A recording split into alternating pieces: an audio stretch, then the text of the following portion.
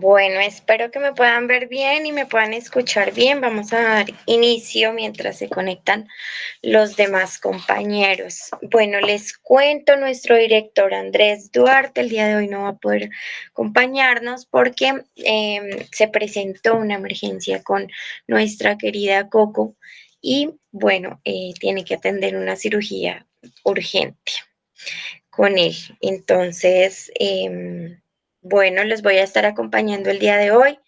Mi nombre es Nadia Paula Sánchez, pertenezco al colectivo Estertulia. Me hago partícipe del taller de escritura también Territorios Íntimos, que es el que compartimos.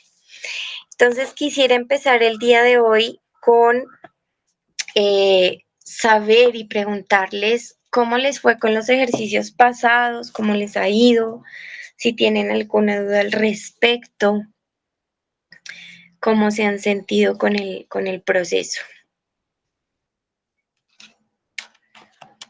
Pueden levantar su manito. Si alguno quiere leer su ejercicio pasado, me cuentan para darles la palabra.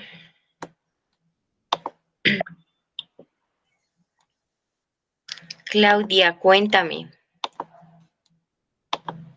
Hola, ¿me escuchas? Sí. Sí, sí, sí, ahí te escucho. Listo. Yo traté de hacer el ejercicio que era como un haiku, ¿sí o qué? No sé Sí, qué tal salió, pero lo puedo leer. Eh, bueno, dale, claro que sí. bueno, dice, la paloma fue amaestrada, extendió sus alas y llevó la carta. Al regresar, nadie la espera, pero espera, porque antes tuvo un lugar. Y ya. Ok, muy bien. Y dentro de las técnicas que habló Andrés, ¿cuál usaste? El 579, el 575. Creo que, no sé. No sé, o sea, fue como más como que yo sé que los haikus son como pequeños poemitas, entonces pues, muy cortos, y fue como lo que traté de hacer y traté de pensar en que no me recuerdo quién fue el que nos dio las palabras, que nos dijo, entre las palabras estaba paloma, entonces Ujú. fue como lo que traté de hacer. Ok, listo. Ese es aplicando el ejercicio de Esteban, ¿no? De el, las palabras que nos dio, o el dictado de palabras para el ejercicio pasado, que estuvo genial esa clase. Pero muy bien, Claudia, gracias por compartirnos. Es un bonito texto. Hay que seguirle trabajando para que aplique a los haikus, pero por lo general está muy bien. Un buen inicio para esa técnica, que no todo el mundo la domina, ¿no? La de los haikus. Es un arte muy lindo. ¿Alguien más que nos quiera compartir su texto? Claudia nos acabó de leer el suyo, muy cortico, muy concreto, utilizando una de las palabras del ejercicio de la clase pasada con Esteban, que es palomas. ¿Quién más nos quiere compartir su escrito de la clase pasada o sus ejercicios? Acuérdense de no pasar la semana en blanco, ¿no? El ejercicio que nos dejaron desde la primera clase de no pasar semana en blanco. Siempre escribir un fragmento, un texto, ver una película, leer un poema, leer una narración, un libro, experimentar con algo distinto en la lectura. ¿Quién más nos quiere compartir? Para los compañeros que se acaban de conectar, les cuento, Andrés no nos puede acompañar el día de hoy porque Coco entra a una cirugía, entonces está pendiente pues de ese proceso. Les envía toda la mejor energía, pues para que diviertan mucho en esta sesión. Jessica, bienvenida. Levantaste tu manito. Hola, creo que dejé un haiku de muy cortico, pero bueno. Dale, no Eh, importa. la lluvia cae, escucho las mismas palabras, después habrá sorpresas. Muy bien, muy bien, un excelente ejercicio. Haikus cortos, así es. Liliana, tienes la mano levantada. Excelente tu texto, Jessica, muy lindo. Muchas gracias Sí, por compartirlo. quisiera leer mi haiku. Yo hice 3, no es tan evidente. Me parece que seguir la técnica que está establecida de 5, 7, 5 no es tan evidente, pero bueno. Dice el primero así: olor a nieve, el ruido de mis botas, te miro sonreír. Muy bien. Ese es el primero. El segundo dice: aroma de café, el pasante observa, tu celular se cae. Wow, muy Y lindo. el 3 dice: talla extra large, color verde, no gracias. El árbol es para mirar. Ay, genial.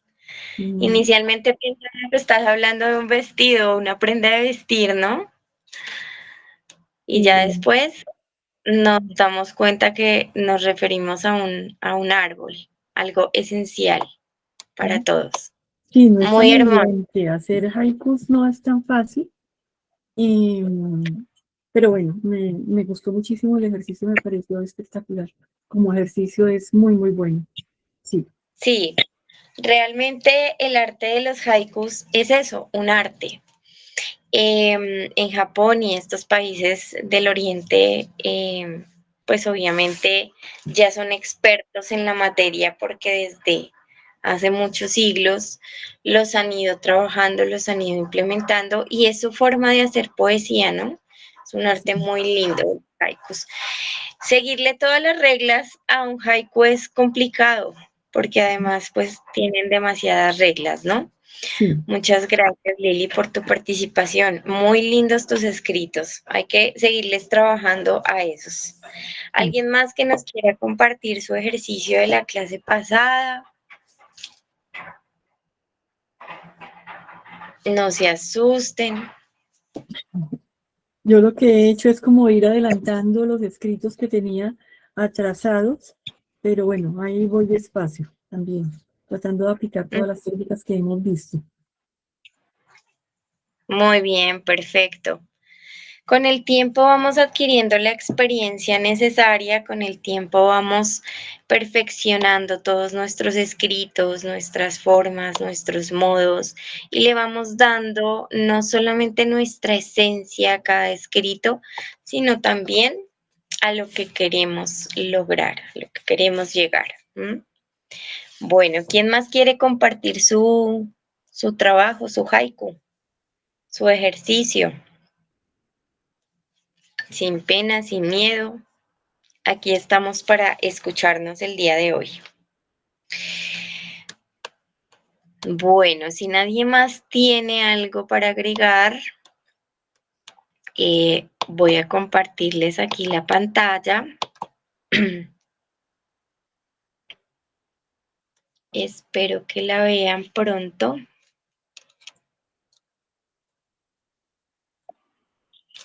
Me cuentan si la están viendo ahí. Don Grimaldo, bienvenido. Cuéntanos. Hola, buenos días. Discúlpame, lo que pasa es que la semana pasada tuve un inconveniente y no pude estar presente en la sesión. Quisiera saber si existe algún link para yo poderla ver y ponerme al día, porque pues me la perdí lastimosamente. Ah, ok, tranquilo, no hay ningún problema. Sí tenemos un link para compartir. Ahorita finalizando la clase, nos ponemos al día con eso. Les comparto los links de el YouTube, el canal de YouTube, que es donde están quedando grabadas todas las sesiones. Y recuerden que tienen el acceso a la carpeta del Drive, donde también pueden consultar no solamente la presentación de las sesiones, sino también pueden consultar los ejercicios literarios. ¿Listo? Pero bueno, bienvenidos entonces a la sesión número 9 de nuestro ciclo, ya el intermedio. Y hoy trabajaremos lo que son territorios íntimos, perdón, las figuras literarias. No se asusten, las figuras literarias la mayor parte del tiempo las usamos en todo lo que hacemos. ¿Listo? Entonces, vamos a empezar con una lectura. ¿Quién se anima a leer? Se llama El eclipse de Augusto Monterroso. ¿Algún voluntario?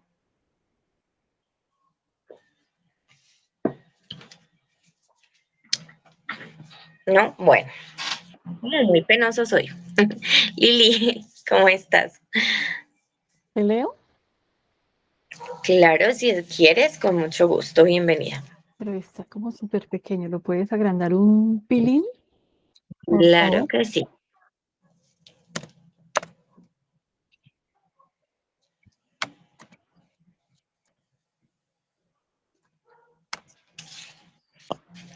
Creería yo que ahí ya se ve mejor o no se Y está viendo. sí, un poquito. Bueno, a mí me queda un poco pequeño, pero no importa. Ahí vas. Ok. El eclipse de Augusto Monterroso. Cuando Fray Bartolomé Arrazola se sintió perdido, aceptó que ya nada podría salvarlo. La selva poderosa de Guatemala lo había apresado, implacable y definitiva. Ante su ignorancia topográfica, se sentó con tranquilidad a esperar la muerte. Quiso morir allí, sin ninguna esperanza, aislado, con el pensamiento fijo en la España distante, particularmente en el convento de los Abrojos, donde Carlos V condescendiera una vez a bajar de su eminencia para decirle que confiaba en el celo religioso de su labor redentora. Al despertar se encontró rodeado por un grupo de indígenas de rostro impasible que se disponían a sacrificarlo ante un altar que a Bartolomé le pareció como... ¿Qué pasó? Perdóname. Un altar que a Bartolomé le pareció como el lecho en que descansaría, al fin, de sus temores, de su destino, de sí mismo. 3 años en el país le habían conferido un mediano dominio de las lenguas nativas. Intentó algo, dijo algunas palabras que fueron comprendidas. Entonces floreció en él una idea que tuvo por digna de su talento y de su cultura universal y de su arduo conocimiento de Aristóteles. Recordó que para ese día se esperaba un eclipse total de sol y dispuso en lo más íntimo valerse de aquel conocimiento para engañar a sus opresores y salvar la vida. Si me matáis, les dijo, puedo hacer que el sol se oscurezca en su altura. Los indígenas lo miraron fijamente y Bartolomé sorprendió la incredulidad en sus ojos. Vio que se produjo un pequeño consejo y esperó confiado, no sin cierto desdén. 2 horas después, el corazón de Fray Bartolomé Arrazola chorreaba su sangre vehemente sobre la piedra de los sacrificios, brillante bajo la opaca luz de un sol eclipsado, mientras uno de los indígenas recitaba sin ninguna inflexión de voz, sin prisa, una por una, las infinitas fechas en que se producirían eclipses solares y lunares, que los astrónomos, espérate, no veo que ya se acaba de unir, ok, en que se producirían eclipses solares y lunares que los astrónomos de la comunidad maya habían previsto y anotado en sus códices sin la valiosa ayuda de Aristóteles. ¿Okay? Perfecto, Lili, muchas gracias. Bueno, las figuras literarias están en todo lo que leemos, lo que expresamos, lo que vivimos y lo que hablamos todo el tiempo, ¿sí? Entonces, dentro de este texto, digamos que hay una conjunción de muchas figuras literarias que vamos a ver a continuación y que poco a poco vamos a ir aprendiendo a descubrir cuáles son, cómo son y con claros ejemplos de lo cotidiano, ¿Listo? Entonces empezamos con las figuras retóricas. Las figuras retóricas o literarias son unos mecanismos que nos ayudan en el uso normal del lenguaje y que le dan un estilo, ¿cierto? Dentro de esas figuras retóricas, perdón, yo muevo aquí justo un poquito la cámara. Dentro de esas figuras retóricas tenemos una división en dos. Una que está en el plano lingüístico y la otra que se usan para el procedimiento empleado, ¿cierto? Entonces, las mamás son expertas en estas figuras literarias. Todo el tiempo nos están hablando de las figuras literarias. Como por ejemplo las de se lo dije 1000 veces. ¿Qué pasa si yo voy y lo busco y lo encuentro? ¿Mm? Ese tipo de verbos, de dichos, pertenecen a las figuras literarias. Más sabe el diablo por viejo que por diablo. ¿Mm?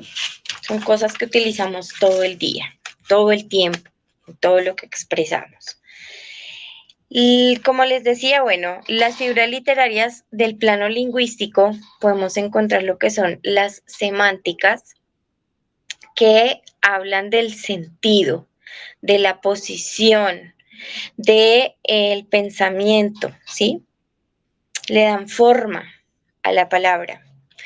Están las morfosintácticas, que le dan la forma, como bien lo dice la palabra, expresan esa forma de la figura literaria.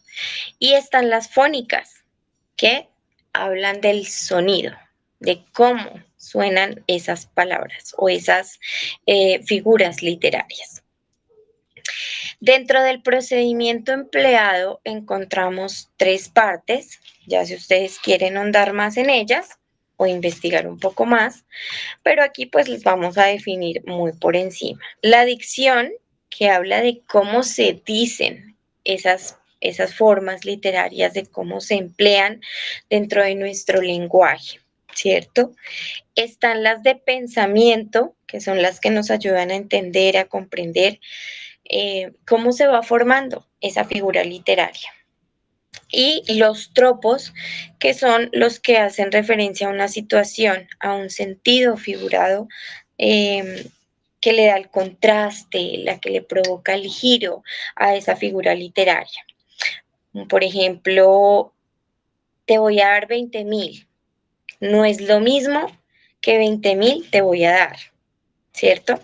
Ese tipo de cosas como de doble sentido que encontramos a veces dentro de las palabras. No es lo mismo la sartén, el chorizo en la sartén, que le ensarten el chorizo. Cosas como estas que, aunque nos parecen graciosas, tienen siempre su doble sentido. Eso hace referencia a los tropos, para que tengan un poquito de idea. ¿Listo? Perdón, por acá yo reviso. ¿Hay alguien por ahí en espera? No, listo.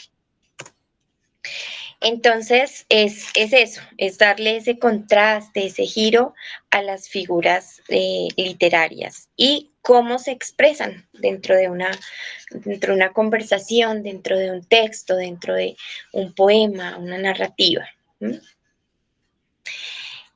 Bueno, empezamos con la primera figura literaria, que es la aliteración. Vamos a leer este pequeño texto. ¿Quién se anima? Tenemos 2 fragmentos, uno de La Tempestad, de José Zorrilla, y otro de Rubén Darío Nicaragua. Era un aire suave. ¿Quién quiere animarse a leer el primero, La Tempestad? Yaya, bienvenida. Hola, buen día. ¿Cómo estás? Más grave y majestuosa que el eco del torrente que cruza del desierto la inmensa soledad. Más grande y más solemne que sobre el mar hirviente el ruido con que rueda la ronca tempestad. Más hay que solo puedo postrarme con mi lira delante de esas nubes con que ceñido estás, porque mi acento débil en mi garganta expira cuando al cruzar el éter relampagueando vas.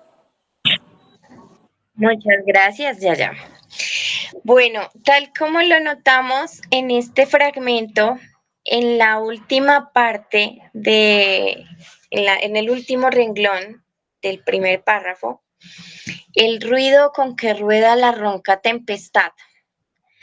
A eso hace referencia la literación. Es una reiteración o repetición de una palabra, de una letra, para generar sonidos y provocar esa sensación de que estoy, en este caso, dentro de la tempestad, ¿cierto? Nos puede sonar de pronto en algunos textos o fragmentos como si fuera un trabalenguas. Entonces, aquí se hace esa entonación, se utiliza mucho la R, por ejemplo, en este ejercicio, donde el ruido con que rueda la ronca tempestad. Entonces, nos está llevando dentro de nuestra imaginación, dentro de nuestra cabeza, a ese ruido que provocan los relámpagos, ¿cierto? Los truenos, los relámpagos. Otro ejemplo muy claro es el de Era un aire suave, un fragmento de Rubén Darío Nicaragua. ¿Quién se anima a leerlo? No todos al tiempo. Bueno, ese lo leo yo entonces. Dice, era un aire suave, amoroso pájaro que trinos exhala, bajo el ala a veces ocultando el pico, que desdenes rudos lanza bajo el ala aleve de leve abanico. Cuando a medianoche sus notas arranque y en arpegios áureos gima Filomena y el aburneo cisne sobre el quieto estanque como blanca góndola imprima su estela. Entonces, si se dan cuenta, aquí utiliza mucho la palabra ala. Y en el primer párrafo, el último renglón dice bajo el ala aleve, del leve abanico. Entonces nos da la sensación de abanicar, ¿cierto? Esa tranquilidad que transmite el abanico, que la sensación de sentir el aire en el rostro cuando nos estamos abanicando, ¿cierto? Eso es la aliteración. A ver, te leo. Don Grimaldo nos escribe en el chat el primer texto, da la sensación de que estuvieran ronronando y el segundo se siente como un arrullo. Así es. Cambia el aspecto, cambia la sensación y cambia cómo nos sentimos al leer cada texto. Ronroneando, perdón. Ok. Entonces, es eso, es sentir, la literación nos ayuda a sentir dentro del texto esa sensación que quiere transmitir el escritor o el autor del texto al momento de generar su texto, como llevarnos a ese más allá, ¿cierto? Imaginarnos, sentir. Otra figura literaria que utilizamos mucho, es la anáfora, que es la repetición de una misma palabra o frase al principio del verso. ¿Y esto para qué? Para darle una entonación muy fuerte a lo que es el sentido. Entonces, aquí en el primer texto se llama Los caballos eran fuertes. Los caballos eran fuertes, los caballos eran ágiles. Sus pescuezos eran finos y sus ancas relucientes y sus cascos musicales. ¿Mm? Los caballos eran fuertes, los caballos eran ágiles. No, no han sido los guerreros solamente de corazas y penachos y tizonas y estandartes, los que hicieron la conquista de las selvas y los Andes. Los caballos andaluces, cuyos nervios tienen chispa, de la raza voladora de los árabes. Estamparon sus gloriosas cerraduras en los secos pedregales, en los húmedos pantanos, en los ríos resonantes, en las nieves silenciosas, en las pampas, en las sierras, en los bosques y en los valles. Los caballos eran fuertes, los caballos eran ágiles. Un fragmento de el escrito de José Santos Chocano, de Perú. Entonces, si nos damos cuenta, al inicio del fragmento menciona los caballos y repite los caballos en el segundo párrafo, en el segundo renglón. Es la fuerza que se le da a la palabra y nos presenta con que los caballos, en este caso, es la palabra fuerte y es la, la figura, la imagen de ese texto, ¿cierto? Es la parte importante del texto. De ahí para abajo sigue mencionando a los caballos, habla de sus facultades, habla de sus, de lo que son, los empieza a describir, ¿sí? Cómo atraviesan, cómo cabalgan. Entonces los empieza a describir, a definir, y eso hace la anáfora, que nos concentremos en la palabra o en lo importante de el texto, que en este caso serían los caballos. Entonces, si se dan cuenta, en muchos textos vamos a encontrar palabras repetidas, ¿m? Y vamos a encontrarnos con esa figura literaria. ¿Vamos bien hasta acá? ¿Tienen alguna pregunta? ¿Algo que comentar? Acá los leo. En el chat también. Yo tengo una pregunta. En la literación se me olvidó preguntar, ¿siempre es un fonema de consonante? ¿Puede ser un fonema de vocálico? También puede ser un fonema vocálico. Ok. No necesariamente se usan consonantes, a veces también son palabras, ¿no? Palabras muy acentuadas o que tienen mucha fuerza.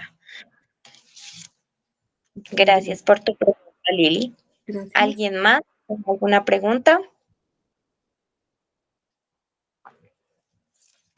¿Listo? Bueno, entonces continuamos. Otra figura literaria que encontramos es la conversión. La conversión es la repetición de una palabra o frase, pero al final del verso. ¿Mm? Hay una diferencia con la anáfora, que es al inicio del verso. Y esta de la conversión es al final.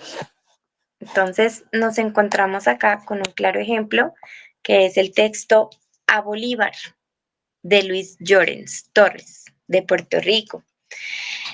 A Bolívar, político, militar, héroe, orador y poeta, y en todo grande, como las tierras libertadas por él, que no nació hijo de patria alguna, sino que muchas patrias nacieron hijas de él. Tenía la valentía del que lleva una espada, tenía la cortesía del que lleva una flor, y entrando en los salones arrojaba la espada, y entrando en los combates arrojaba la flor. Los picos del Ande no eran más a sus ojos que signos admirativos de sus arrojos. Fue un soldado poeta, fue un poeta soldado, y cada pueblo libertado era una hazaña del poeta, y era un poema del soldado, y fue crucificado. Entonces, fíjense cómo juegan acá con las palabras del segundo párrafo, espada y flor, que es a lo que nos lleva la conversión.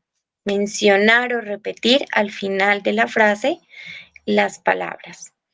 Espada, lleva una flor, arroja la espada, arroja la flor.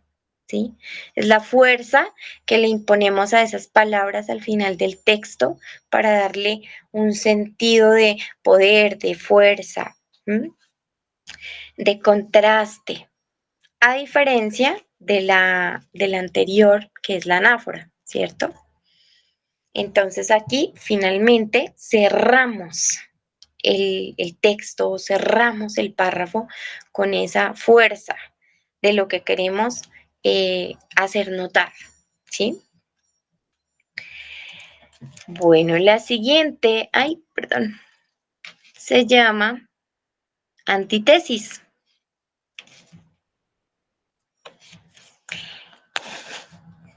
Aquí en la antítesis consiste en la contraposición de ideas y la concisión y paralelismo de los miembros. Tenemos el cuento del loco de Sevilla. ¿Alguien que lo quiera leer? Que se anime. Todos tienen voces bonitas, todos son agradables. Don Grimaldo, por supuesto, abre tu micrófono. Bueno, dice, cuento del loco de Sevilla, fragmento. Tú libre Ujú. y yo atado. Tú cuerdo y yo loco. Tú sano y yo enfermo. ¿Vos bueno? Dijo el loco. Agora bien, ello dirá, andad con Dios. Pero yo os voto a Júpiter, cuya majestad yo represento en la tierra, que por solo este pecado que hoy comete Sevilla, en sacaros de esta casa y en teneros por cuerdo, tengo que hacer un tal castigo en ella, que quede memoria del por todos los siglos de los siglos. Amén. ¿No sabes tú, licenciadillo menguado, que lo podré hacer? Pues, como digo, soy Júpiter tonante, que tengo en mis manos los rayos abrasadores, con que puedo y suelo amenazar y destruir el mundo. Pero con solo una cosa quiero castigar a este ignorante pueblo, y es con no llover en él ni en todo su distrito y contorno por 3 enteros años que se han de contar desde el día y punto en que ha sido hecha esta amenaza en adelante.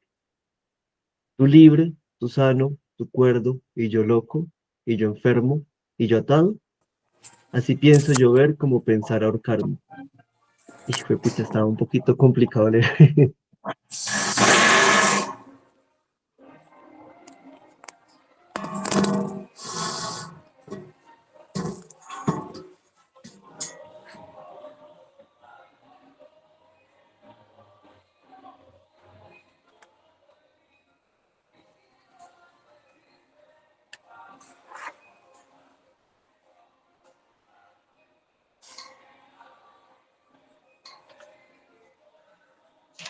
Gracias por leer.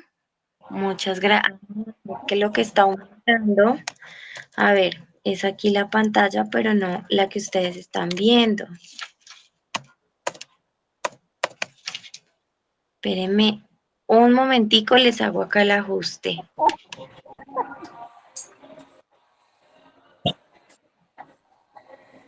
Bueno, mientras les hago el ajuste, entonces vamos hablando de ese texto que acaba Grimaldo,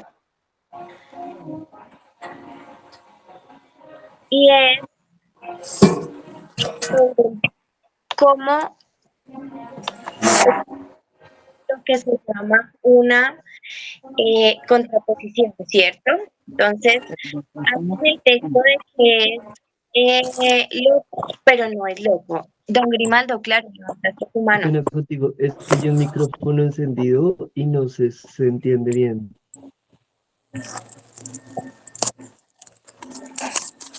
Pero,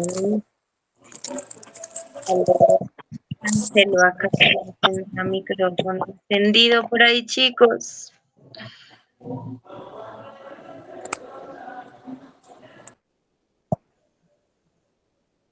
Que nos inviten a la fiesta. Creo que ya. Ya estamos, ¿cierto? Sí, ya. Perfecto. Listo, listo. Muchas gracias. Entonces vamos a ver aquí cómo les amplío el texto para que lo puedan leer mejor. Bueno, volviendo al tema del texto, hablamos del tú libre y yo atado. De eso se trata esta figura literaria de la que estamos trabajando en este momento. Y es como en un texto podemos encontrar esas contradicciones, ¿no? Lo que pueden sonar o cambiar o parecer contradicciones. Espérame un segundo. ¿Cómo les arreglo yo acá el zoom? Ah, ya, acá. Ajustar el tamaño. Vamos a ponerles más zoom. Entonces nos encontramos dentro de la antítesis con esas composiciones, con esas contraposiciones de yo hago tal cosa. Ay, espérenme un segundo.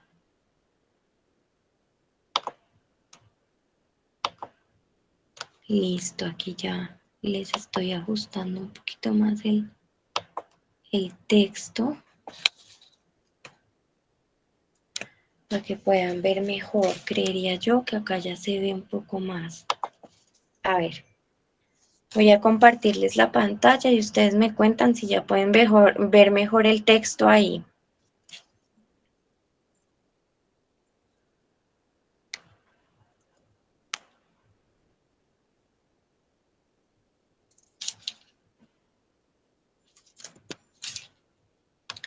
Espérame un segundo, ya les comparto.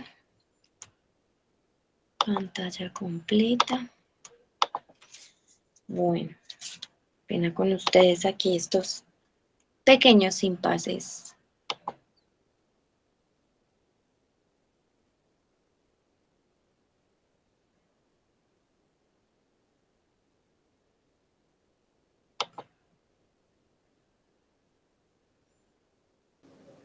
Ya ahí se puede ver. Sí, Pues alcanzan a ver. sí, pues desde el celular se aumenta un poco con los dedos. Entonces se puede ver el texto mejor. Listo. Perfecto, perfecto. Vamos a aumentarles acá un poquitín, a ver. Ahí creería yo que ya lo pueden ver mucho mejor, ¿sí?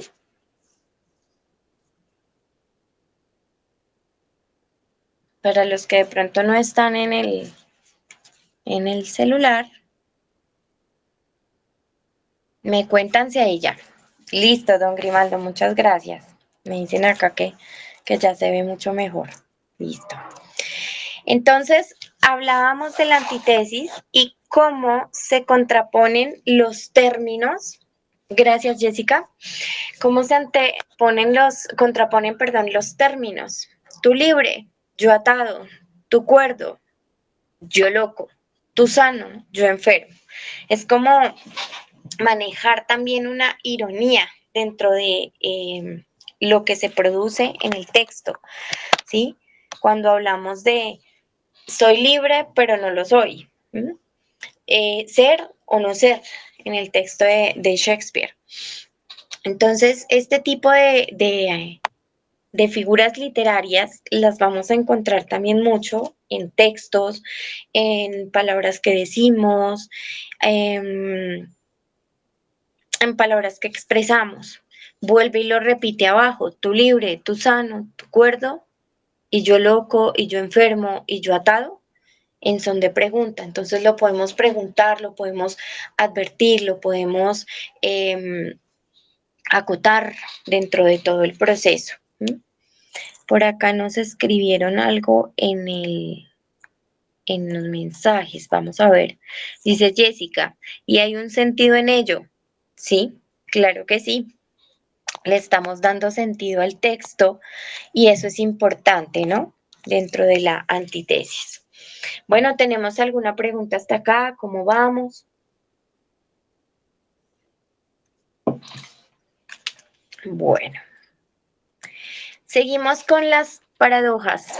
Por ahora todo bien. Muchas gracias, don Grimaldo. La paradoja se encuentra en todo. Lo encontramos en la física, en la química, en la psicología, en la cuántica, en todo, absolutamente todas las materias, en todo lo que nosotros somos, vemos o entendemos. ¿Y qué es una paradoja?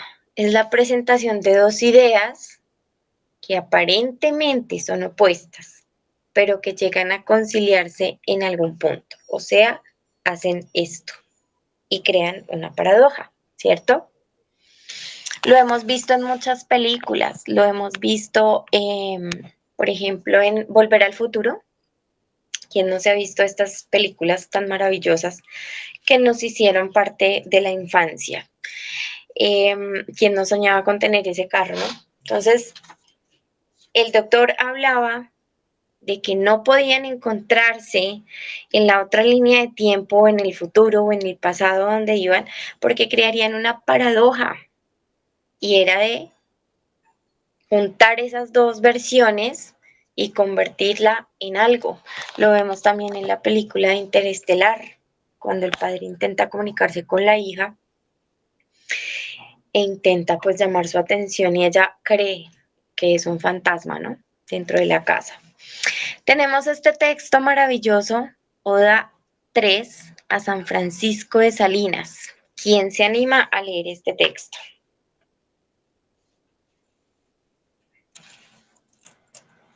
¿Quién levantó por ahí la manito?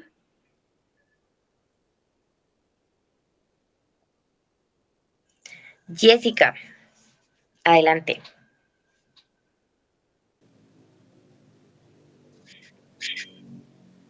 Aquí la alma navega por un mar de dulzura y finalmente en el ansí se anega que ningún accidente extraño y peregrino oye o siente. Oh, desmayo dichoso. Oh, muerte que das vida. Oh, dulce olvido. Durase tu reposo. Durase en tu reposo, sin ser restituido.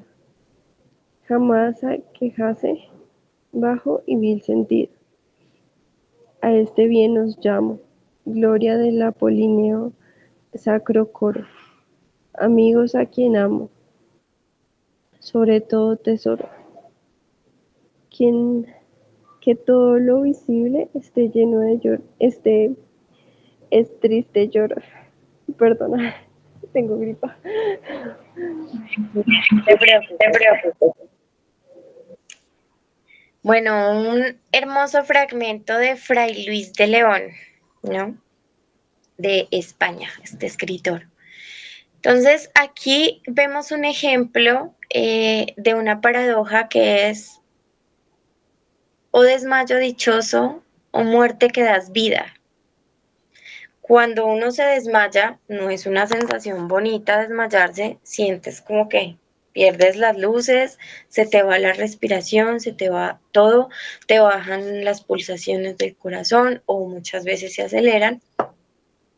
Lo ve como algo dichoso, ¿cierto? El desmayo, pero realmente no es así. Y habla de la muerte que da vida. O mueres o vives, se supone, ¿no? O lo pensaría uno retóricamente, pero aquí te atraen a que la muerte es una vida. Muerte, vida, y creamos una paradoja, ¿cierto? O dulce olvido. ¿Nos parece dulce el olvido? Creo que a nadie le gustaría ser olvidado. Jessica, tienes tu manito levantada. ¿Quieres decir algo? No la había bajado, pero sí pensé en decir que es como comparar dos cosas contrarias y que eh, se hacen ver como una misma cosa, pero se hace ver bonito. Exacto, así es. Muchas gracias, Jessica. Entonces, esas contrariedades que son hermosas nos llevan a las paradojas y se construyen durante toda la vida, en todo lo que hacemos. Todo el tiempo nosotros vivimos paradojas. esto está bien, esto está mal, lo que hacemos versus lo que pensamos, y creamos esas paradojas en nuestra conciencia, en nuestro sentir. ¿Cómo las plasmamos en la escritura? Con este tipo de ejemplos. Un desmayo dichoso, a quien le gusta desmayarse, ¿no? La muerte que da vida. Para algunos la muerte es la continuidad de su vida, ¿m? Y es pues respetable, dependiendo, acá no vamos a hablar de política, religión y demás, pero lo consideran como un paso a un siguiente nivel, ¿sí? Entonces ahí están creando ese tipo de paradojas. ¿Qué tan cierto es que si me muero trasciendo y voy a otro lugar? Depende del tipo de creencias de cada uno, ¿no? Pero para hacer mucho más claro el ejemplo de lo que es una paradoja, hablamos muchísimo de la muerte. La paradoja se puede crear con muchos elementos y bajo distintas situaciones, ¿no? El amargo dulce, el amargo salado, el amargo frío, el amargo caliente. ¿M? Todo el tipo de comparaciones que hacemos dentro de un texto. Nos encontramos con el apóstrofe. Esta es una parte muy bonita que le gusta a Andrés, y es una invocación o pregunta dirigida a un ser presente o ausente, o un imaginario del cual no se espera respuesta. Es como cuando le hablamos a algo que no nos va a responder, ¿cierto? Es una pregunta retórica. Muy bonito, ¿no? Como lo usan las mamás. Muy bonito, ¿no? Y la mamá espera que uno le dé una respuesta, pero realmente nosotros no respondemos a ese tipo de figuras literarias. Esperan o necesitan que sean contestadas, pero nunca hay una respuesta. ¿M? De pronto, como hablarle a las olas. Acá tenemos un fragmento que se llama Rima, de Gustavo Adolfo Bécquer, que le está hablando a las olas. ¿M? Y tenemos también el fragmento Egloga, de Garcilaso de la Vega. Alguien que se anime a leer el fragmento de Égloga.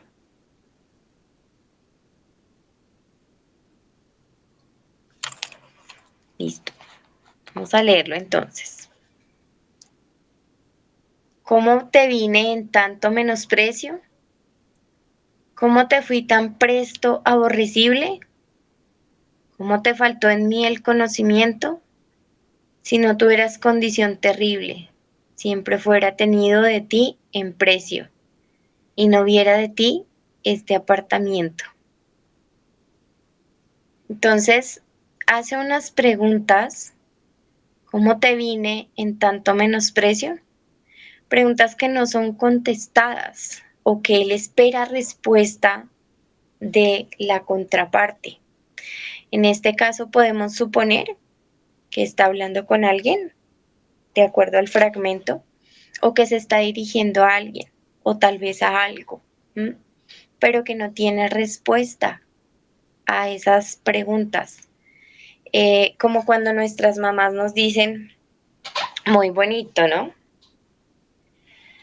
O llegaste tarde, ¿te parece bien? Y uno no responde absolutamente nada. ¿Por qué? Si le contesto, me regaña. Si no le contesto, también, ¿cierto? Entonces, este tipo de figura literaria, Jessica, cuéntanos.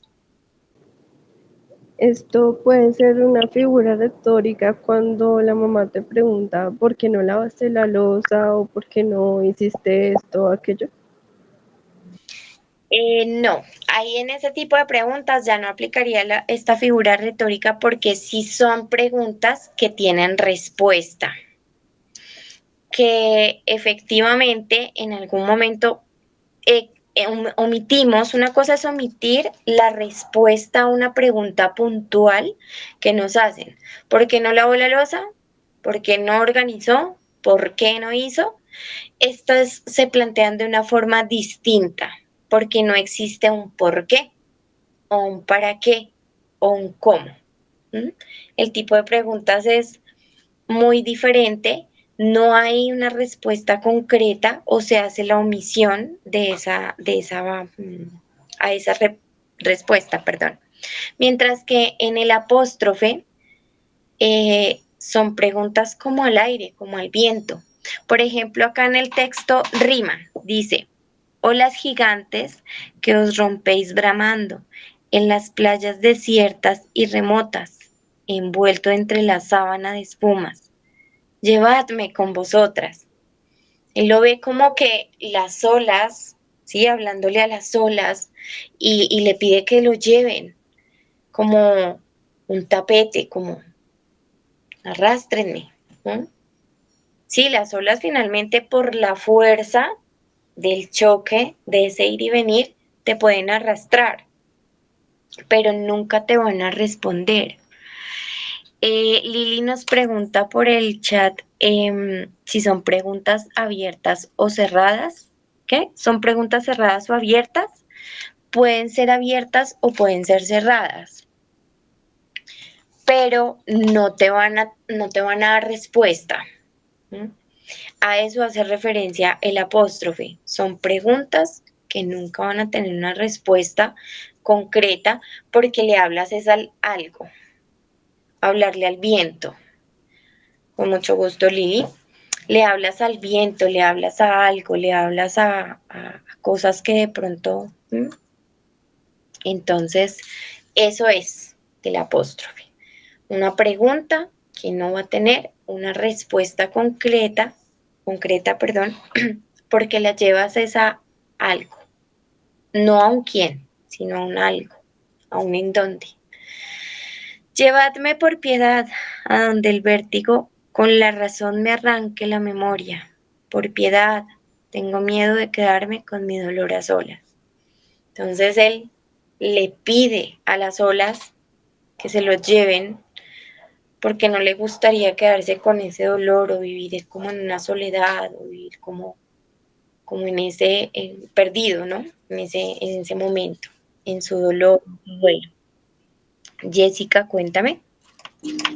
Pero ahí en Egloga habla como de ella, ¿no? Porque le pregunta a alguien, ¿no? Sí, hay una pregunta. Quiere saber por qué el menosprecio, por qué lo aborrece, qué le faltó a él. Pero son preguntas, en este caso, sin una respuesta. Y para definir a quién va dirigido el texto, tendríamos que leerlo completo, acá solo contamos con un fragmento, pero suponemos dentro del fragmento que le está hablando a un alguien, ¿no? Puede ser a un alguien, no sabemos si sea ella o sea un él, pero está hablando o está preguntando. A veces hacemos ese tipo de preguntas. Por ejemplo, cuando perdemos a un ser querido, ¿por qué te fuiste? ¿Cierto? Y no vamos a tener una respuesta del por qué a esa pregunta. Entonces, esa es la connotación de lo que es un apóstrofe, una figura literaria. Preguntas que no tienen una respuesta concreta o de las que no se espera una respuesta. ¿Mm?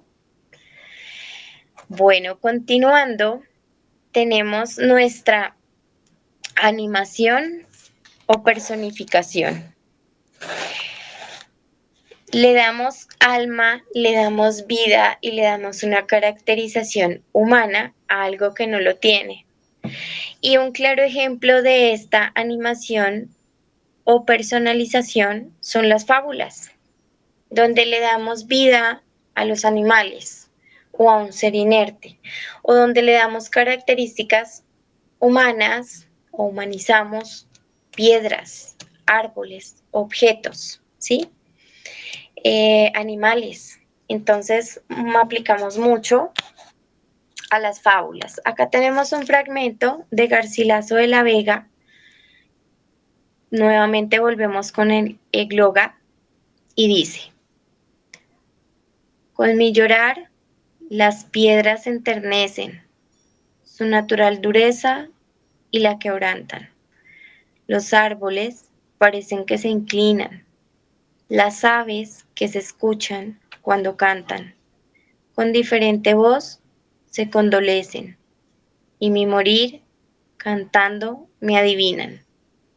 Las fieras que reclinan su cuerpo fatigado, dejan el sosegado sueño por escuchar mi llanto triste. Tú sola contra mí te endureciste, los ojos aún siquiera no volviendo a lo que tú hiciste. Salid sin duelo, lágrimas corriendo. Entonces, fíjense cómo en el primer fragmento habla de las piedras se enternecen, como si las piedras sintieran ternura por algo. ¿Mm? La natural dureza quebranta. Cuando hemos visto que una piedra sienta ternura, o llore, o exprese algún sentimiento. Entonces, al animar o al darle una personificación a ese elemento que es la piedra, estamos fabulando, ¿no? Lo volvemos una fábula, lo volvemos un hito, le estamos dando vida a un ser inerte. Cuando hablan de que la tortuga corre lento, pues partimos de que las tortugas no son lentas, ¿no? Ya eso es un mito. Cuando hablamos de que la liebre habla, por ejemplo, en la película de Alicia en el País de las Maravillas, los gatos, los conejos, todos los animales le hablan, hasta las cartas tienen vida, ¿m? Se mueven, expresan, lloran.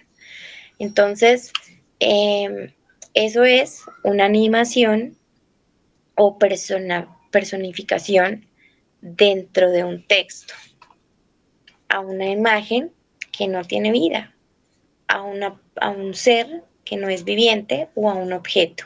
¿Mm? Que las lámparas me hablan con su luz, me expresan. Las lámparas no hablan, ¿sí? Entonces, a eso vamos con la animación. Entonces, dése cuenta en el transcurso de todas estas figuras literarias, cómo nos vamos encontrando, aunque las usamos todo el tiempo y en todo, en los textos, en lo que pensamos, en lo que plasmamos de nuestras ideas, ¿cierto? Son más comunes de lo que pensamos, no tan difíciles de entender, y a medida que vamos construyendo nuestros textos, ellas van apareciendo. ¿Mm? Bueno, seguimos con otra que se llama hipérbole. La hipérbole es la exageración. Por ejemplo, cuando nuestras mamás nos dicen, te lo dije y te lo repetí 1000 veces. Y uno piensa, pero si mi mamá solamente me lo ha dicho 2 veces, máximo 3, ¿cierto? Es la exageración, una ponderación que lleva a lo exagerado. En la Biblia hacen muchas exageraciones, ¿no? En la poesía bíblica. Las exageraciones literarias que se ven dentro de muchos marcos. ¿Alguien por ahí tenía su micrófono encendido? ¿Que nos quieren preguntar?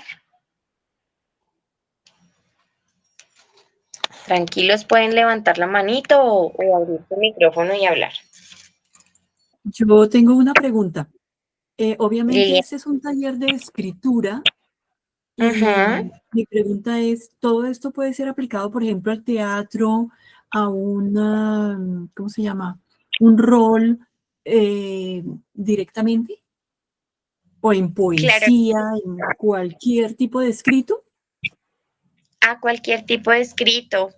Las figuras literarias no solamente las encontramos en los libros, las encontramos en lo que pensamos, las encontramos en la palabra en general. Entonces, las podemos encontrar o expresar en una obra teatral, en una ópera, las podemos expresar en las interpretaciones que le damos a las pinturas. Ok. Oralidad permanente y escritura permanente. Exacto. Así es, Lili. Gracias. Dale, con mucho gusto. Entonces, eso es parte de las figuras literarias, encontrarlas en todo lo que hacemos y en la interpretación que hacemos o que damos sobre ciertas obras de arte. Las pinturas nos muestran algunas figuras literarias o dentro de una pintura encontramos figuras literarias. Cómo están expresadas o lo que el pintor, el artista quiere expresar dentro de su pintura. Las encontramos también en la música, en las letras musicales, en algunas. No vamos a decir que dentro de una misma canción encontramos todas las figuras literarias, pero sí de pronto un conjunto de algunas de ellas, ¿cierto? Entonces vamos a ver unos ejemplos aquí de la hipérbole, de esas exageraciones. En el texto de Luis de Góngora, mientras por competir con tu cabello, un pequeño fragmento que dice, mientras por competir con tu cabello, oro bruñido, el sol relumbra en vano. Está haciendo creer o está haciendo la intención de que el cabello de la persona que describe, en este caso imagino es una mujer, su cabello es tan dorado y tan fino y tan de oro que el sol queda opaco al contraste del cabello. ¿Será que eso es posible? ¿Ustedes qué piensan? ¿Si es posible que algo pueda brillar más que el sol? Por ejemplo, el cabello en este caso puede ser tan dorado, porque el oro es reluciente, pero ¿qué tan reluciente puede ser o qué más reluciente que el sol? En este caso, ¿qué piensan? O sea, puede ser, pero sí ya es una exageración que no puede llegar tan exacto como el sol. Listo, Jessy, gracias por tu percepción. Lili nos dice aquí en el chat, sí, depende de la percepción de cada persona, exacto, puede depender también, pero tienden a ser exagerados, ¿no? No puedo comparar el brillo del oro con el sol, con el brillo del sol en este caso. Tenemos otro soneto que es de Francisco de Quevedo, soneto a una nariz. Y esto es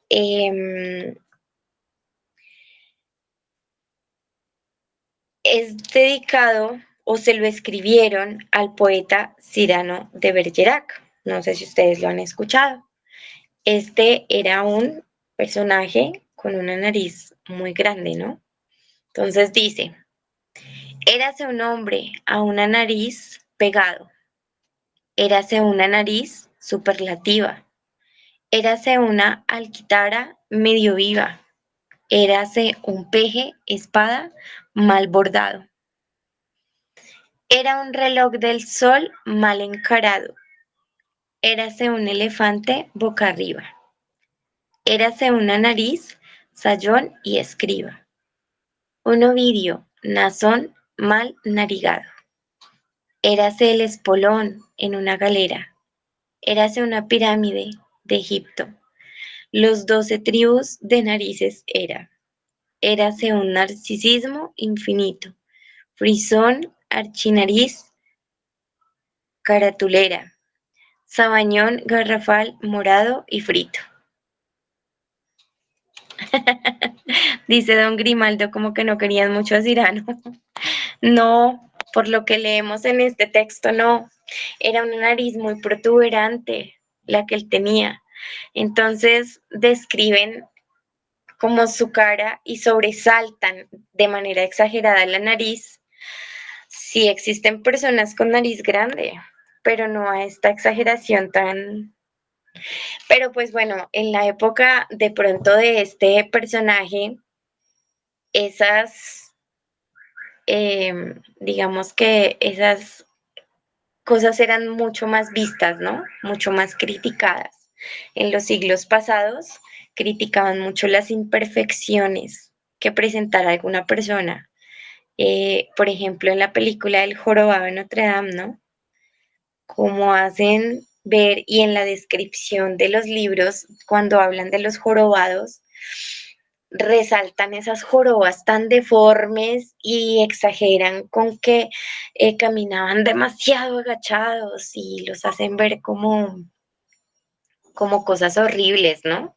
Como monstruos dentro de todo esto. Entonces aquí, pues pobrecito, este poeta, Cyrano de Bergerac, cómo lo estigmatizaron o cómo le hablaban, se referían a su gran nariz.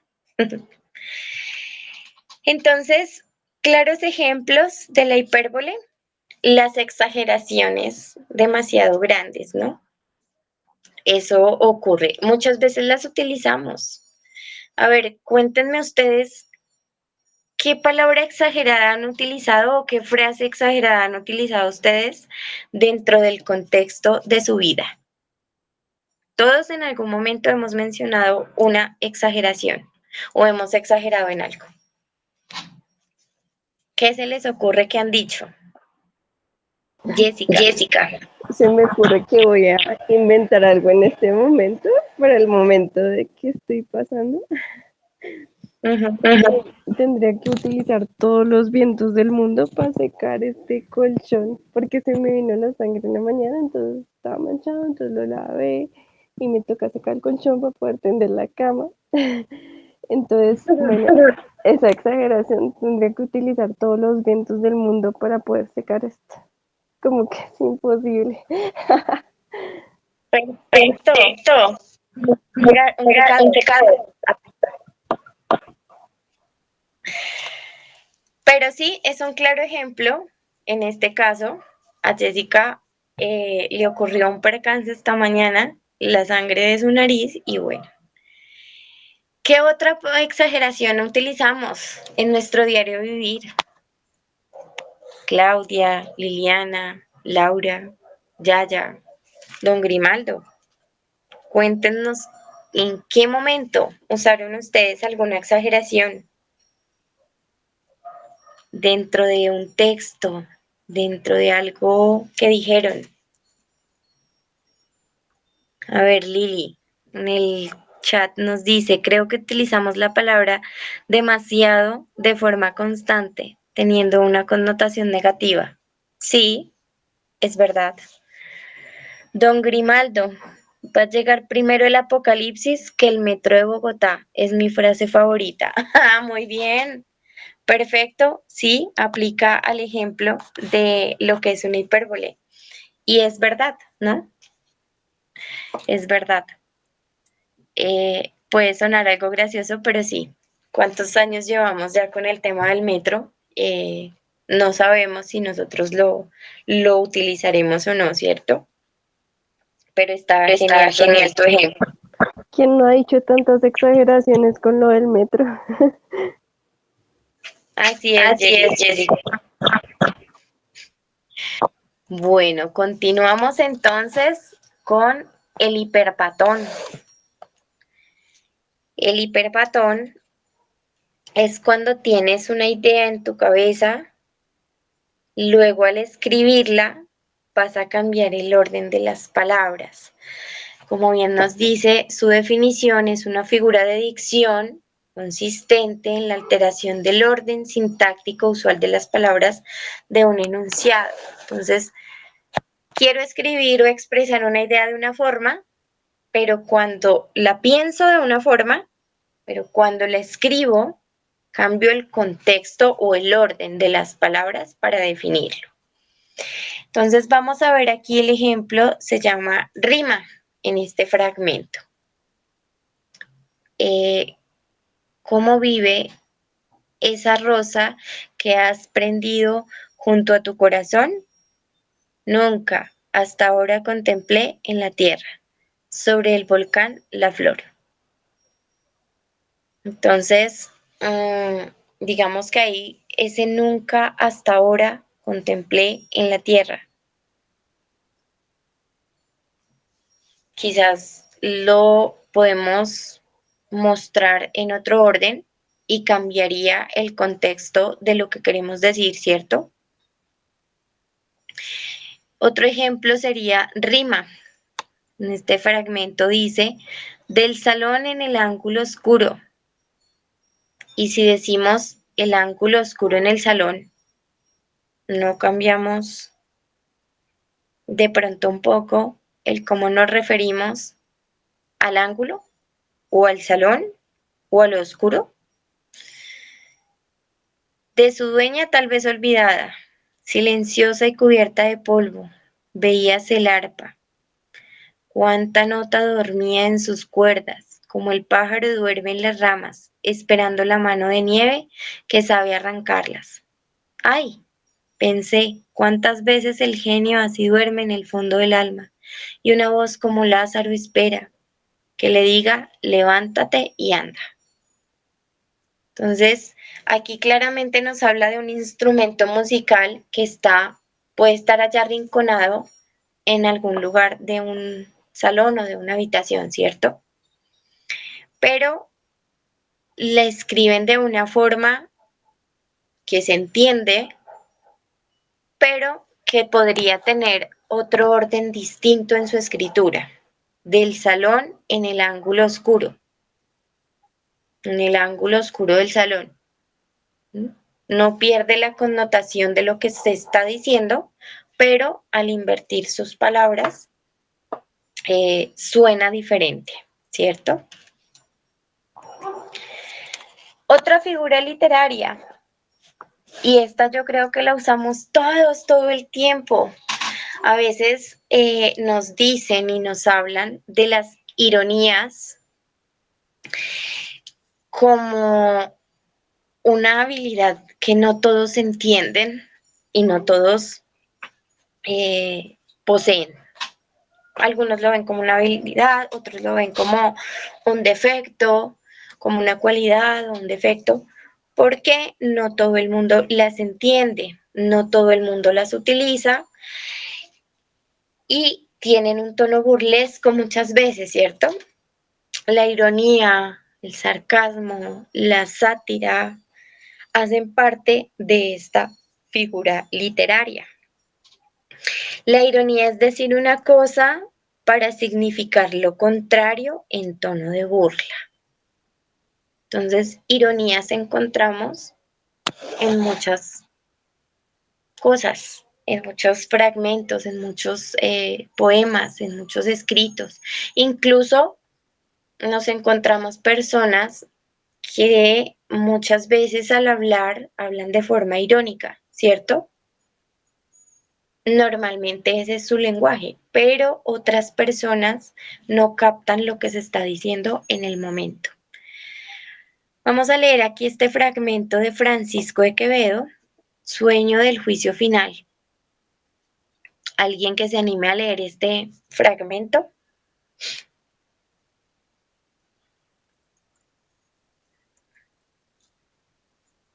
Laura, Yaya, Claudia. ¿Quién se anima?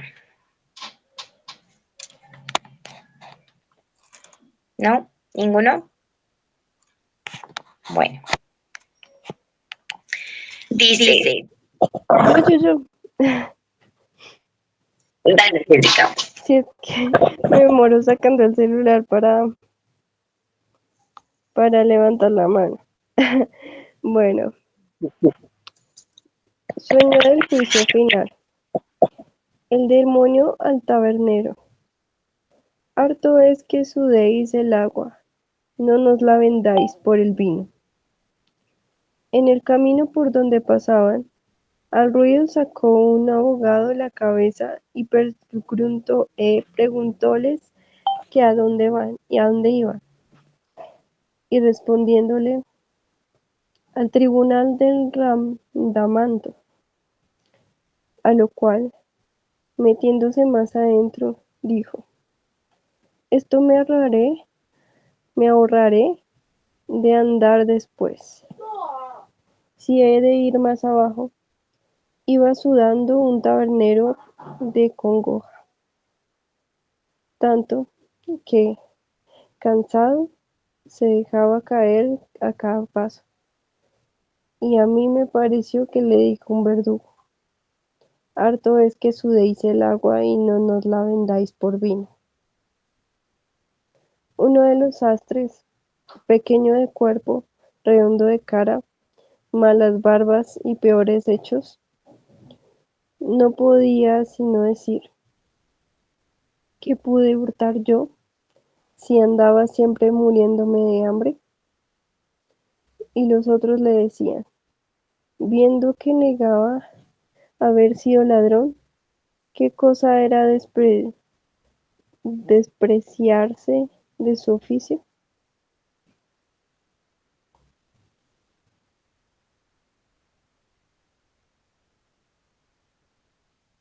Ay, perdón. Muchas gracias, Jessica, por compartirnos tu lectura. Aquí hay una que dice, una ironía que dice, harto es que sudéis el agua y no nos la vendáis por vino. ¿Mm? Esta ironía muy marcada dentro del texto nos hace una burla a que tiene mucho o posee mucha agua y la vende como si fuera vino. Eso nos pasa hoy en día con el agua embotellada, ¿no? Tenemos agua en nuestra casa, pero la compramos embotellada y pagamos el doble. Pues en mi casa no, si yo relleno la botellita de agua, pues no tengo o no tengo la necesidad de pagar por ella, ¿sí? Ironías encontramos en todo. Un programa muy irónico y muy sarcástico es Los Simpson. Yo creo que todos en algún momento de la vida hemos leído, hemos escuchado, hemos visto capítulos de Los Simpson. Es un programa muy sarcástico y muy irónico. Entonces ahí podemos encontrar demasiadas ironías. Ya pasa o está pisando, bueno, en el caso de Los Simpson, del programa Los Simpson, él pasa de esa línea, ¿no? De la burla, de lo burlesco, del insulto. Encontramos ironías en todo. En las redes sociales encontramos muchos memes que son irónicos. Eso de, por ejemplo, un claro ejemplo es de este meme que circuló hace poco sobre lo digo o hago referencia a algo, pero no es eso. Por ejemplo, hay uno que está circulando que dice, ay, se me fue en este momento, ¿cómo dice ese meme? Algo así como los hombres, no, las flores no son no sé qué, y no estoy hablando de flores, ¿sí? Empieza como esa tendencia circular, o estoy no sé qué, pero no estoy hablando del sentimiento, y no hablo de edificios. ¿Sí? Este tipo de memes que están circulando actualmente en las redes hacen referencia a eso, a ironías. Y las encontramos mucho en todas partes. Ahí encuentran ustedes dentro de la definición de ironía un pequeño cuadrito adicional ahí en la presentación que nos habla de sarcasmo, de antifrasis, ateísmo, carientismo, clenasmo, diarismo, mimesis. Entonces ya, si ustedes quieren ahondar un poco más en el tema de las ironías, o hacer un escrito de estas ironías, los pueden consultar y pueden, pues obviamente, incluirlos dentro de sus textos. El sinécdoque consiste en dar a una cosa el nombre de otra en virtud de la relación de coexistencia, ¿no? Entonces, es cambiar el género por la especie. Por ejemplo, en estas formas dice los mortales por los hombres, ¿cierto? La especie por el género no tengo chavos por dinero. ¿Mm? Cuando tengo Lucas, decimos muy comúnmente aquí en Colombia, ¿no? El término Lucas. Uy, no hay Lucas. Lucas no es el Lucas de los Locos Adams, no es el Lucas de El perro de mi vecino, no es Lucas de otra cosa. ¿Qué marca es tu perro? Esa no la había escuchado, don Grimaldo. ¿Qué marca es tu perro? Vea pues, interesante.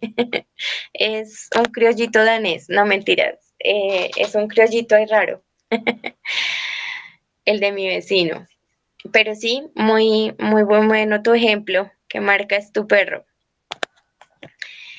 El singular por el plural también se puede. El marino se ríe de la muerte. Chanfle. Otra forma de sinécdoque es el plural por el singular. Liliana, ¿qué modelo eres? Muy bien, Lili, sí, un buen ejemplo. ¿Qué modelo eres? Sí, se Unos somos utiliza de los... para el año que uno se gradúa. Entonces dicen, ¿qué modelo eres? ¿No, Sí, no lo has escuchado? el del modelo sí, pero me ¿Qué modelo eres? hacían la referencia a la fecha de nacimiento. ¿Qué modelo eres? Ah, sí, o ¿Ah? la fecha de grado de bachillerato. Sí, lo puedes utilizar para varias ocasiones, sí. Claro que sí. Muy buen ejemplo también. Gracias, Lili, por ese ejemplo. Podemos cambiar también el plural por el singular. La patria de los Velázquez, la casa de los Sánchez. Ese tipo de ejemplos nos llevan a una sinécdoque. La parte por el todo, almas por hombres. Que es muy similar al primero, el género por la especie, los mortales por los hombres. Aquí son almas por hombres. Entonces, esos son algunos ejemplos de la sinécdoque. Lo vi en algunos de los textos que ustedes han compartido. Alguien no recuerdo en este momento a quién, pero sí se lo vi a alguien en un ejemplo, en un escrito de los que hizo. La metonimia es una causalidad. Y esto es muy común en nuestro lenguaje hoy en día, que consiste en designar una cosa con el nombre de otra con la cual guarda una relación de causalidad. Entonces aquí vamos a usar un claro ejemplo por el que muchos de pronto empiezan un debate, y es el vaso de agua o el vaso con agua.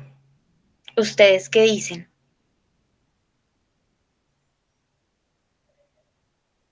Que si yo digo, me pasas el vaso de agua, o por favor me das un vaso de agua, ¿estará mal dicho? Así digo, por favor me traes un vaso con agua. Entonces, en ese aspecto, en la lingüística nos dice Lili con agua. Bueno, muy buena tu apreciación, pero acá les hago algo o les hago una aclaración muy importante.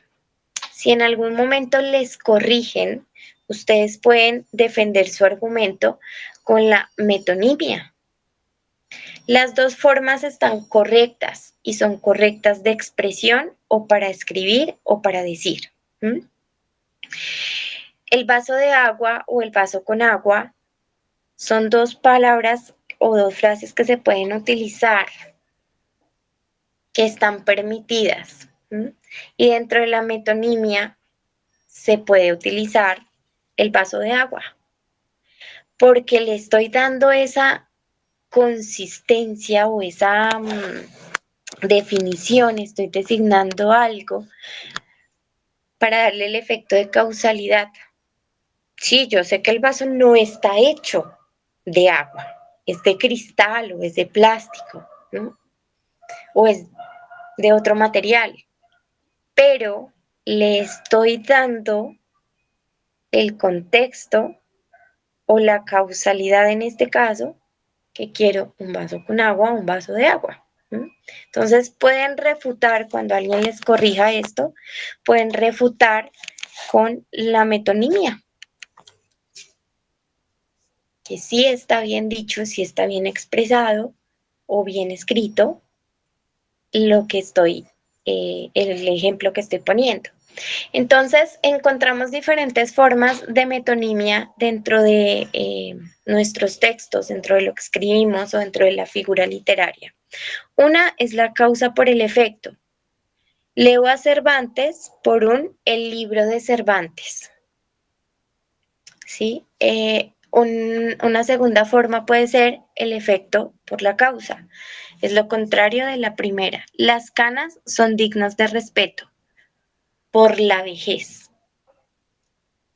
Cuando hablamos de canas, sentimos respeto por una persona mayor que las tiene y admiramos, ¿cierto? Pero decirle una buena vejez o ha tenido una maravillosa vejez o es digno de esa vejez no está tampoco mal, porque estamos haciendo un efecto por la causa. Otra puede ser el continente por el contenido. Se bebió una botella. No me puedo beber la botella, ¿cierto? Porque es de cristal, porque es de plástico, porque es de otro material, pues no me la como, no me la estoy tomando, pero sí me estoy tomando su contenido, el agua, el jugo, la cerveza, bueno, lo que contenga esa botella. Otra puede ser el inventor por la cosa inventada. Tengo un Ford. Estamos hablando de el carro, que es marca Ford, pero Ford es el apellido del inventor, ¿cierto? O de quien lo hace, de quien lo crea. Entonces, es totalmente válido. Lo abstracto por lo concreto. La juventud es alegre. Sí, aunque existen algunos jóvenes apagados, pero la juventud sí es por lo general alegre.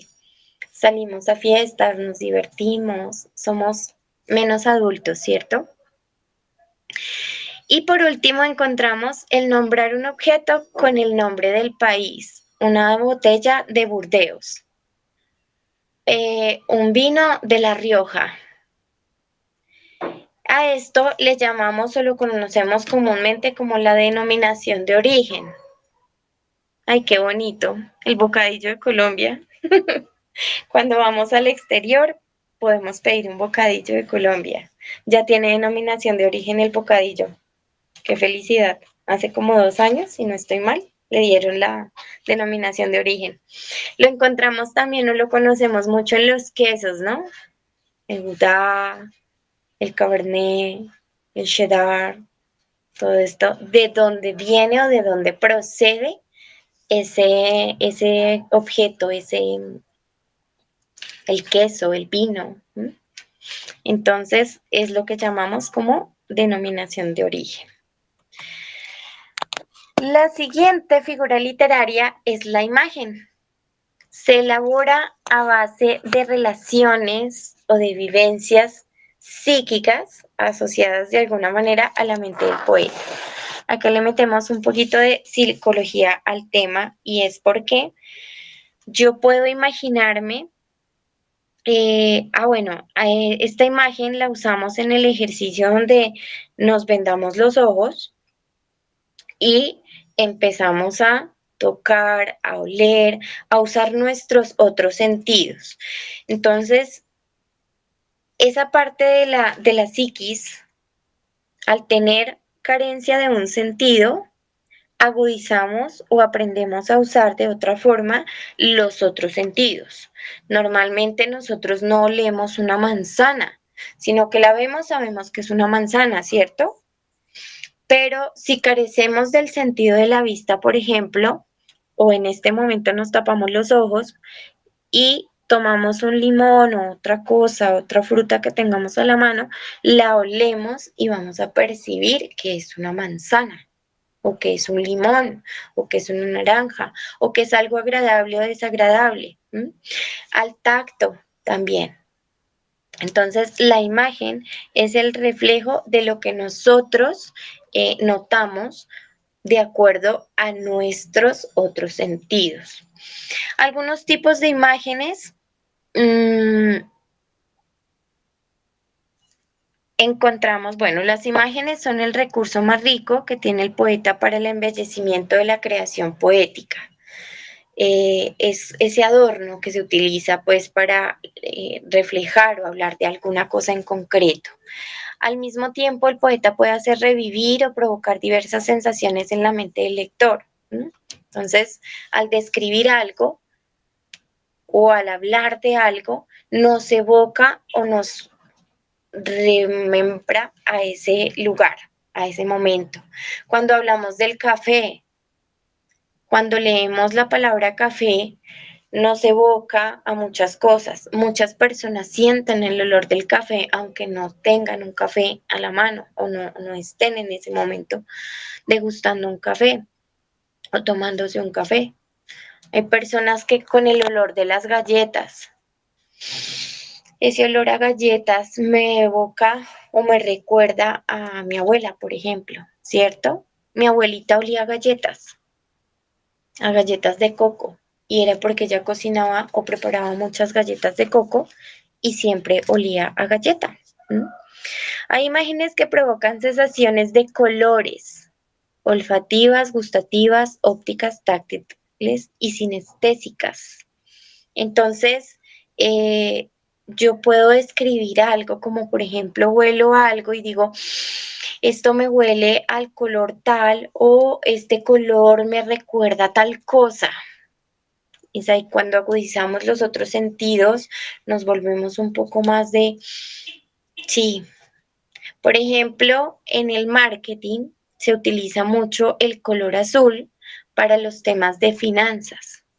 Muchos bancos utilizan el azul, BBVA, Citi, bueno, otros que en el momento no me llegan a la mente. Cuando tú ves el color azul, lo relacionas con eso o lo relacionas con muchas cosas. Muchas personas lo relacionan con un equipo de fútbol, ¿no? Cosas como estas.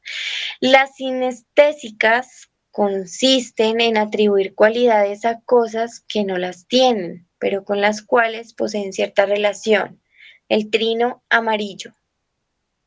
Se oye la luz. Algunos ejemplos. La luz no tiene sonido, ¿verdad? Pero sí,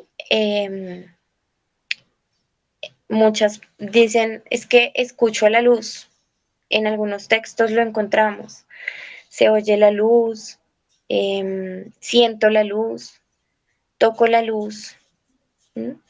Entre las imágenes, las más importantes son la metáfora, el símil y el símbolo, para que lo tengan en cuenta. La siguiente figura literaria es la metáfora, y solo algunos autores distinguen entre metáforas concretas. Jessica nos escribe acá en el chat, el incienso me recuerda a una sensación nostálgica, pero amena que experimenté con los Hare Krishnas. Muy bien, gracias Jessica por compartirnos. Sí, efectivamente hay olores que nos llevan a momentos, a lugares o a cosas, o nos recuerdan, nos evocan esos momentos. La metáfora, como les decía, solamente algunos autores pueden distinguir puntualmente entre las metáforas concretas que afectan a la imaginación, metáforas afectivas que se refieren al sentimiento y metáforas muertas de tipo intelectual que son comunes a la lengua no literaria. Entonces aquí vamos a ver un ejemplo en el texto El ciprés de Silos, de Gerardo Diego. ¿Quién lo quiere leer? Don Grimaldo. ¿Alguien por ahí levantó la manito? No veo manitos levantadas.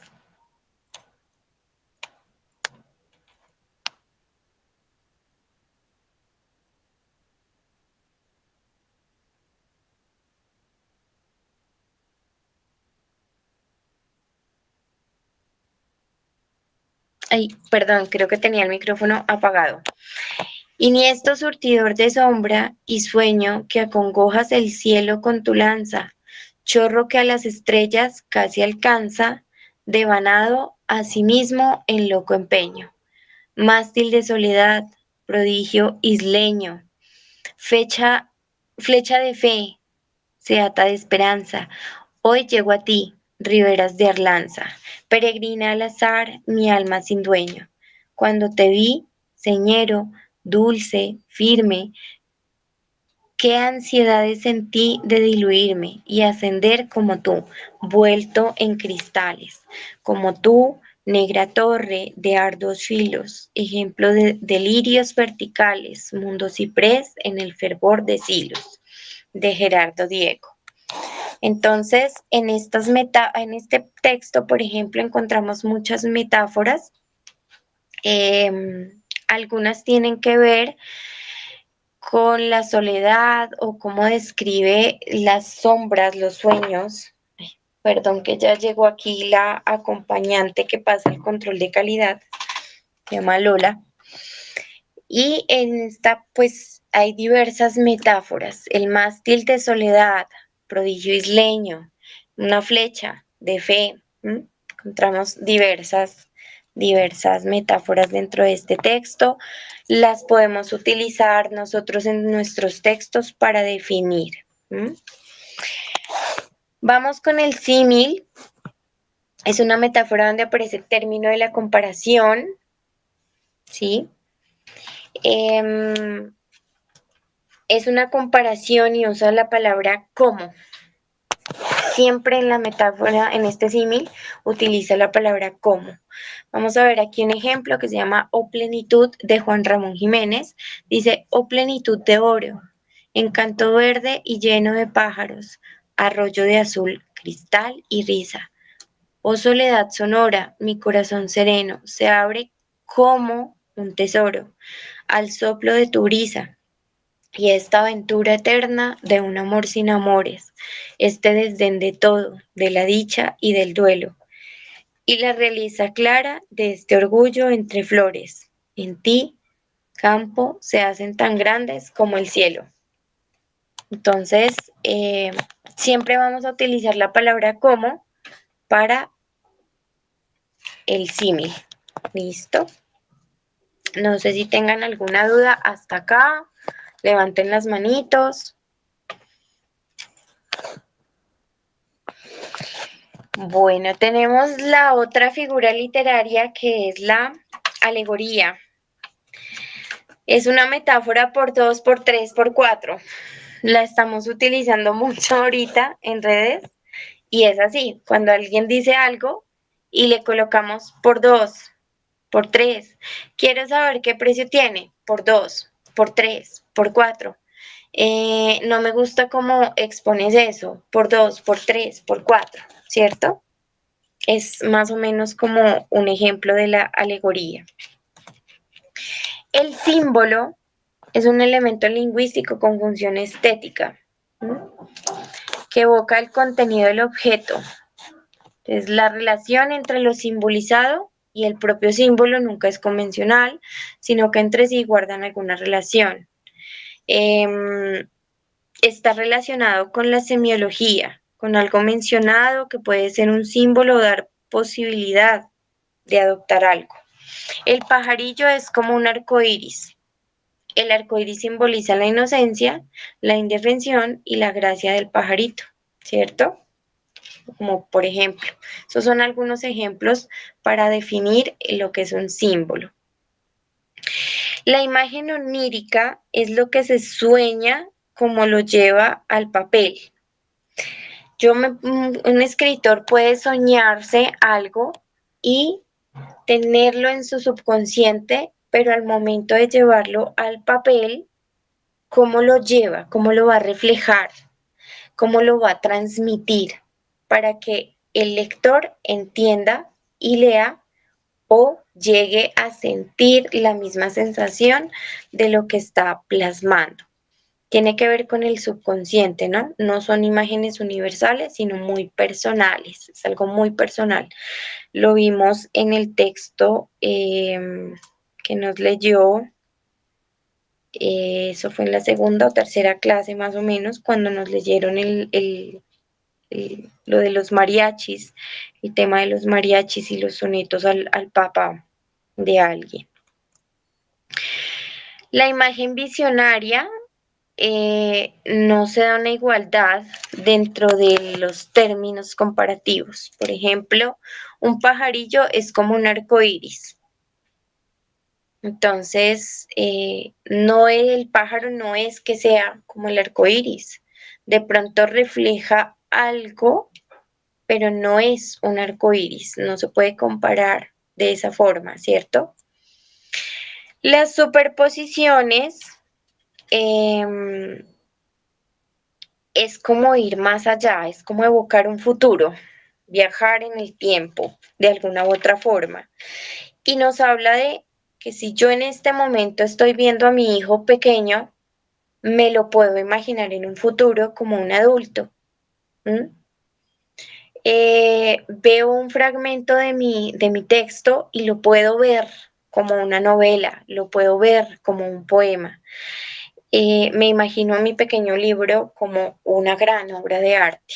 Entonces es verlo, es un flash forward, lo que llamamos un flash forward de algo que estoy visualizando hacia el futuro. ¿Cómo me imagino yo en la vejez, cierto? En un tiempo se usó mucho una aplicación para eso, una aplicación de las redes sociales, era un filtro que te hacía ver más anciano, ¿cierto? O mucho mayor. O hay unos que algunos utilizan uno para verse mucho más jóvenes, pero realmente es ir o evocar algo hacia el futuro. ¿Listo? La ruptura del sistema son categorías o aspectos físicos, psicológicos, espirituales, percibidos. Por ejemplo, aquí tenemos un ejemplo que se llama Sonata de Primavera. Estas páginas son un fragmento de las Memorias Amables, que ya muy viejo empezó a escribir en la emigración del Marqués de Bradomín. Un don Juan admirable, el más admirable tal vez. Era feo, católico y sentimental. Entonces acá nos están describiendo al marqués. ¿Cómo era? ¿Cómo lo percibían? Era feo, católico y sentimental. Son ya aspectos muy puntuales de lo que es la persona, el objeto o lo que yo quiero describir.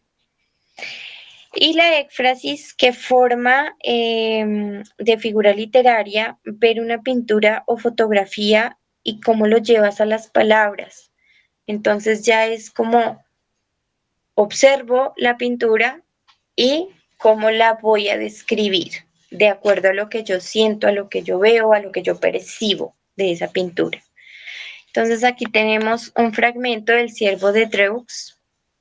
Dice, aunque la descripción de cuadros sea siempre un incordio, no tengo opción. Es una pintura vertical. En ella una jauría de perros acorrala a un ciervo. El combate animal está apilado en la parte baja del cuadro y en la parte alta, que juraría fue agregada después para adaptar la pintura a los altos techos del salón. Hay un paisaje de cielos celestes, nubes encrespadas y un árbol genérico que podría ser cualquiera. Es una pintura bastante convencional, no se lo voy a negar, pero aún así me atrae. Es más, me pone nerviosa. María Gainza. Entonces, ella está describiendo una pintura que vio en algún lugar, en algún museo o algo, y la describe al detalle de acuerdo a cómo la percibe. Por ejemplo, ella ya habla que en la parte baja del cuadro agregaron algo más que no estaba, que no existía de pronto en la figura o en la pintura inicial. ¿Listo? Ya para finalizar, mis queridos asistentes, nos encontramos con la frase final. La poesía es más verdadera que la historia. Aristóteles.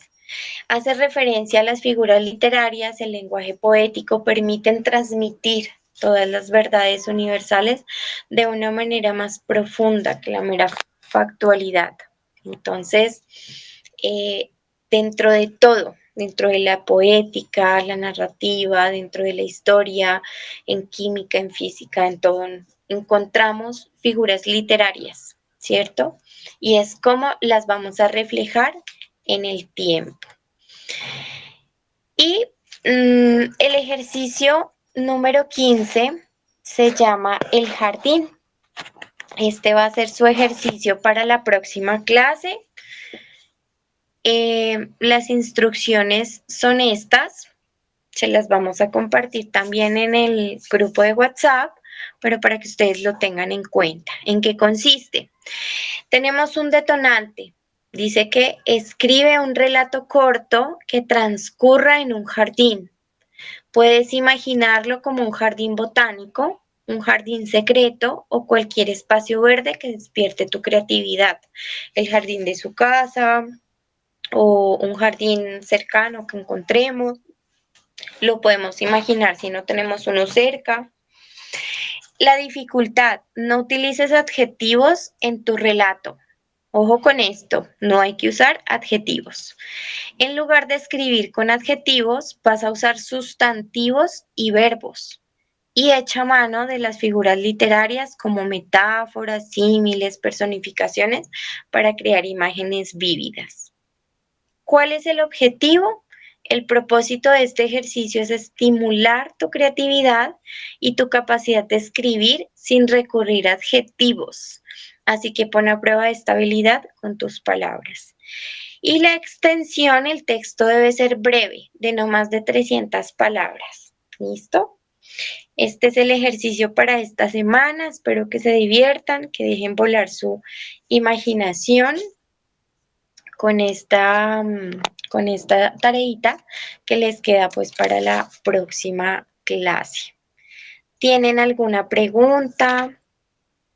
¿Algo que quieran acotar a la clase? A ver, Lili, ya te leo acá en el... Dice, ¿nos vas a enviar este material para tener ese apoyo? Claro que sí, Lili. El material va a estar disponible en el Drive, en la carpeta de territorios íntimos que les hemos compartido. Y adicionalmente a eso, les vamos a enviar por WhatsApp al grupo de WhatsApp de territorios íntimos, les vamos a enviar también esta presentación o el material para que ustedes se apoyen en él y puedan realizar su ejercicio. ¿Alguna otra pregunta que tengan? ¿Algo que quieran saber o conocer antes de finalizar? No, gracias. Creo que toca como volver a releer como todo el material como para ponerle mucha atención a cada cosa, porque sí es como varias cosas, varias figuras literarias. Sí, no es necesario que usen todas las figuras literarias dentro de el ejercicio, ¿sí? Pueden hacerlo como utilizando algunas, las que se les faciliten más, no hay problema por eso. Y bueno, ya finalmente pues presentar su ejercicio para la próxima sesión, anímense a leerlos. No tienen que ser tan exactas, utilicen ejemplos guíense mucho por los ejemplos que de pronto vimos acá en la sesión y bueno, vamos creando nuestros ejercicios. La idea es divertirnos, ¿no? No ser como tan psicorrígidos en este ejercicio, sino que nos divirtamos creándolo. Las figuras literarias no es un tema, digamos, tan fuerte y tan duro porque son cosas que utilizamos en nuestro diario vivir, en nuestras formas de expresión. Entonces, pues no se preocupen por eso. Realmente no es complicado el tema. Es más, digamos que más ladrilluda la teoría comparado con lo que es la práctica. ¿Listo? ¿Más dudas, más comentarios?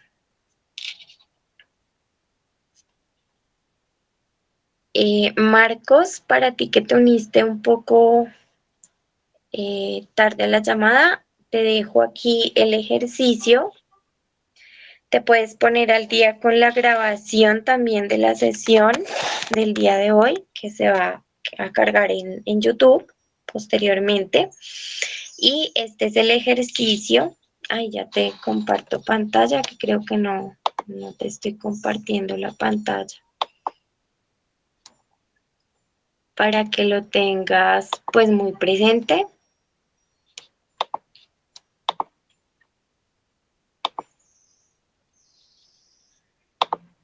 Listo. Creería yo que ahí ya pueden ver la pantalla.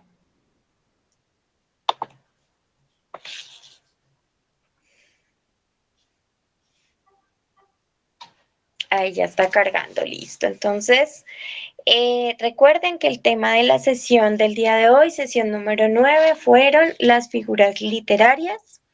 Vimos algunas muy por encima, otras sí las detallamos muy a fondo, utilizamos algunos ejemplos de nuestra vida cotidiana y de lo que dicen nuestras mamás todo el tiempo, ¿no?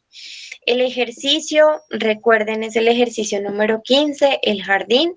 Ahí están las instrucciones. Se les van a compartir también por el grupo de WhatsApp para que lo tengan muy presente. Bueno, les agradezco a todos pues por su asistencia el día de hoy. Recuerden, no se desanimen. Yo sé que no soy tan maravillosa como Andrés, pero aquí estamos pues para apoyarnos en este proceso. Ya posteriormente Andrés, pasando su percance con Coco, nos acompañará. ¿Listo? Dice Lili en el chat, muy extenso, interesante, mil gracias, muy enriquecedora la clase. Muchas gracias a ti, Lili, por ese aporte tan bonito, por escuchar, por conectarte.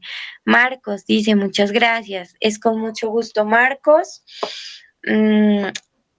Puedes apoyarte en el material, estas diapositivas también se les van a enviar para que ustedes las revisen, vean un poco más y tengan ese apoyo para el ejercicio de la siguiente clase.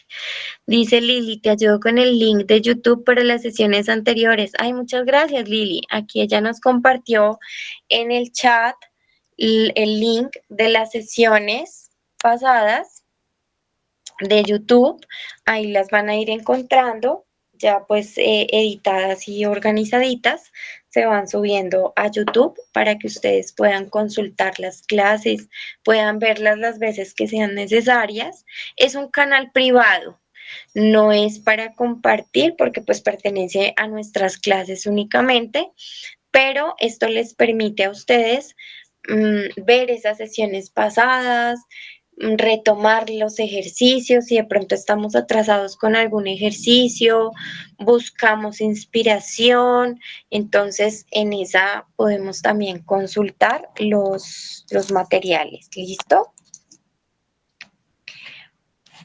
En la carpeta o en el link del Drive que tienen ustedes registrado, está pues fijado el acceso al Drive para que puedan consultar también las presentaciones en la carpeta. Recuerden hacer sus textos, no olviden el ejercicio de la semana, no dejarlo pasar en blanco, ¿listo?